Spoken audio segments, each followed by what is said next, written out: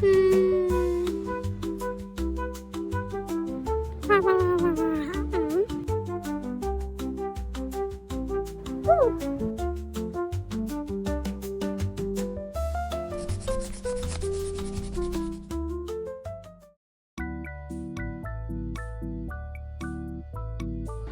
覺得呢條片係令我都會諗翻起當初嗰番即係啱啱畢業嘅時候嗰個時期嘅嗰個迷惘嘅嗰段時間咯。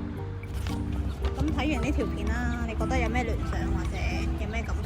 想？首先我覺得啲角色都好可愛啦，嗰3日都超級可愛。咁亦都睇到三條舞者，佢嗰個求職嗰個迷惘呢，其實同我以前一樣啊，所以我覺得好有共鳴啦。咁再加上段片其實最後係有2個角色出現咗，咁我就都好可愛，所以我就有啲想睇埋佢哋後續會點，因為始終我首先我覺得好有共鳴啦，我會好好奇佢之後會係點啦。